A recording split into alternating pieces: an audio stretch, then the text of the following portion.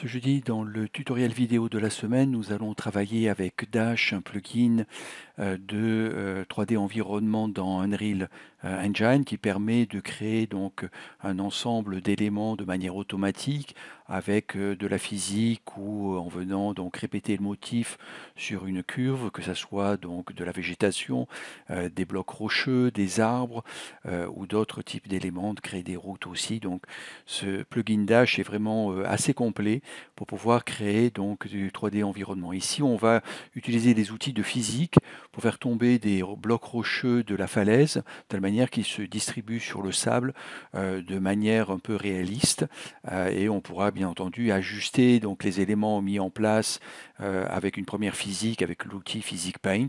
On pourra venir avec du Physique Drop ou du Move ou du Duplicate, améliorer donc le positionnement des différents blocs, des différents éléments ici que l'on va mettre en place.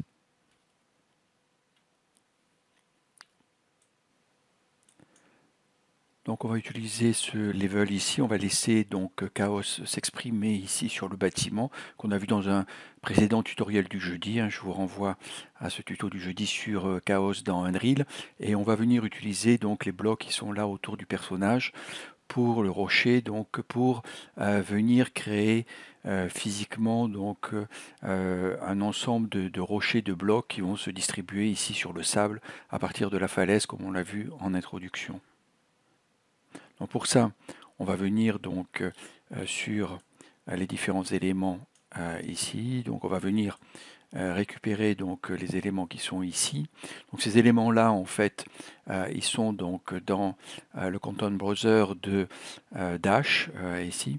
Donc on a vu dans un précédent tutoriel que l'on pouvait donc dans un premier tutoriel sur Dash du reste que l'on pouvait donc utiliser le Content Browser ici en cliquant sur Content après avoir cliqué ici sur la barre de tâches de Dash ici qui apparaît Content et on peut donc avoir donc à faire appel à Megascan par exemple, Polyhaven comme source d'éléments ou Current Project ici où je vais récupérer aussi des blocs que j'avais donc des rocs de base qui étaient ici et qui constituent une partie du reste de la falaise qui est présente déjà en mode statique. Et donc on va pouvoir donc drag and drop donc ces éléments là.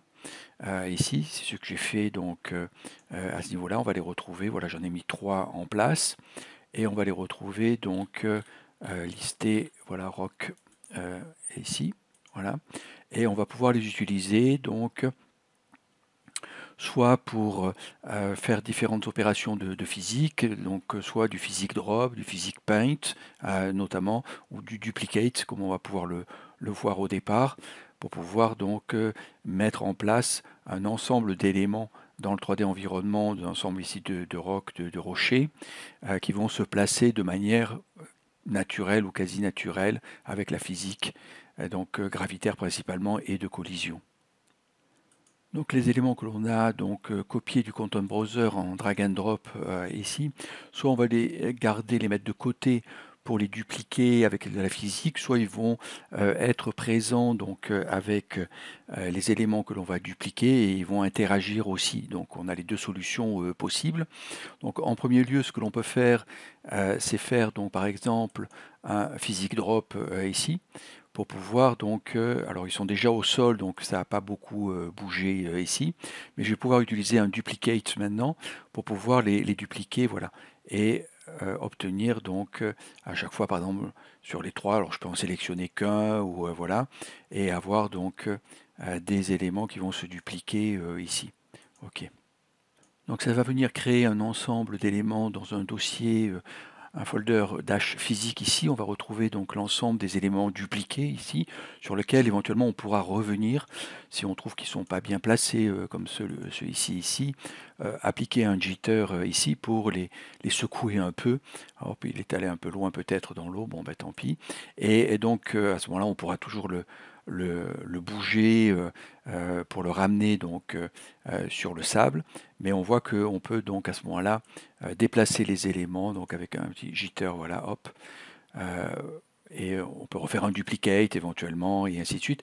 Donc ces opérations-là vont nous permettre donc de venir ajuster, je dirais, le décor au fur et à mesure que l'on veut donc créer de manière donc physique. Et puis ensuite, on pourra bouger bien entendu les éléments pour les finir de les ajuster.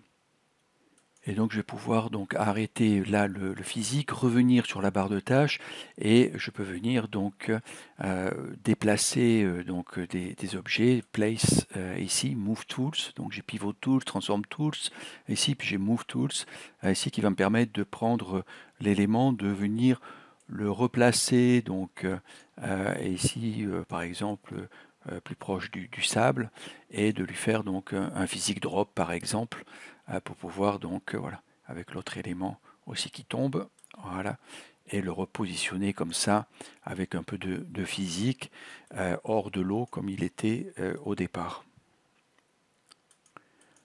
Donc voilà pour ces premières opérations ici. Donc on a vu physique drop qui engendrait donc un duplicate que l'on pouvait, un move tools qui permet de placer. Donc ces outils-là permettent de venir placer tout en ayant un élément de physique mis en place, des objets, dire placés naturellement, on va dire entre guillemets. On voit que là sont coincés entre deux, sont voilà, relativement bien positionnés naturellement.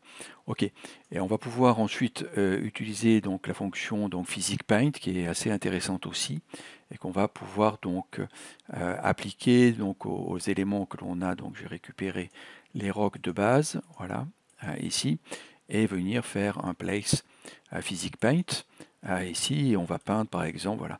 Et donc on a un ensemble de rochers qui vont être donc mis en place avec de la physique dans la zone que j'ai peint. Donc selon la longueur du trait, j'aurai plus ou moins donc de quantité de rochers qui vont se distribuer donc dans la sphère de la brosse ici, donc la taille de la brosse ici, le compte du nombre de rochers par la taille de la brosse ici. Je suis en mode paint ici réaliste. Et je vais pouvoir donc comme ça venir donc peindre. Alors je peux peindre un peu au-dessus pour que les rochers tombent, voilà, et entraînent les autres éventuellement, s'arrêtent et voilà. Et donc si certains sont mal placés éventuellement, eh bien je viendrai donc les retravailler mal placés où on voit ici donc euh, en, en l'air. Il faut qu'ils terminent de se placer, mais ils ne sont pas forcément super bien placés au niveau donc voilà, au niveau collision. Alors on peut toujours revoir donc les collisions des objets qui sont avec ceux que j'utilise avec Dash ici. Donc au niveau collision, donc on pourra venir sur les différents. Ici je reviens sur les rochers juste pour montrer les possibilités de collision. Donc les convexes ici collision pour avoir quelque chose de plus précis. On augmentera le hull count, on l'appliquera et puis on utilisera donc les collisions complexity ici. Use simple collision as complex ici et on sauvegardera bien entendu l'ensemble de telle manière d'avoir donc une collision plutôt complexe en permanence qui prendra bien sûr plus de temps pour le calcul mais qui donnera quelque chose de plus précis. Voilà, donc en améliorant la physique de base du rocher soutenant, enfin qui fait la falaise ici. Donc moi c'est l'élément de base ici roc 1 sur lequel je suis venu augmenter donc la précision donc du convexe décomposition ici en termes de hull compte et puis de hull précision principalement ici, telle manière d'obtenir donc une meilleure précision et on voit que les rochers donc collent mieux ici au niveau des blocs sous-jacents, les rochers peints avec Dash ici. Donc hop, voilà. Ok, là ils sont passés derrière, ils vont revenir. Je vais les repeindre voilà devant ici pour qu'ils soient sur les surfaces de collision et on voit donc ils arrivent à se positionner. Donc on pourra toujours ajuster comme on a vu précédemment, sortir des rochers de l'eau, mais aussi les ajuster donc en venant les relancer en faisant un drop ou en les déplaçant avec le Move Tool, ici de Dash, de telle manière d'obtenir exactement à peu près ce que l'on veut donc au niveau de la physique et de la distribution donc des rochers ici. Alors l'avantage du Physics Paint, c'est qu'il crée un ensemble rapidement d'éléments qui ne sont pas indépendants en fait. Et si on utilise donc les outils de Move Tools par exemple, eh bien on va déplacer tout le monde qui va se déplacer en groupe. Donc c'est un peu beaucoup. Donc il faut voilà, faire attention à ça, soit peindre peu de rochers avec le Physics Paint, soit utiliser donc le Physics Drop avec donc un duplicate ici qui va permettre, voilà, par exemple, de redupliquer ici les éléments d'un Physics Paint par exemple pour dupliquer l'ensemble des rochers, d'utiliser éventuellement un jitter pour secouer tout le monde éventuellement, voir ce que ça donne au niveau résultat. Donc peut-être selon la configuration que l'on veut donc que l'on a ou que l'on veut obtenir, peindre un nombre de rochers limité que l'on pourra déplacer, bouger ou venir simplement les dupliquer au fur et à mesure pour les positionner. Ce qui on aura donc dans l'outliner, l'avantage c'est qu'on a juste un dash Physics Paint ici qui reprend l'ensemble des éléments qui sont positionnés. Si on fait bien sûr du duplicate comme on l'a vu précédemment ou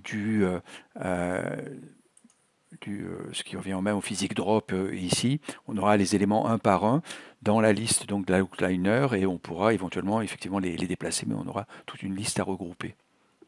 Donc voilà les outils qu'on pouvait voir donc de physique ici avec Dash. Bien entendu, il y a d'autres outils, les a présentés dans un précédent tutoriel. Il y en a beaucoup d'autres qui permettent de créer des environnements, de dupliquer des éléments, de créer des foules d'objets, que ce soit piloté par une curve ou distribué de manière aléatoire sur un landscape. Donc on les verra au fur et à mesure dans ces tutos du jeudi.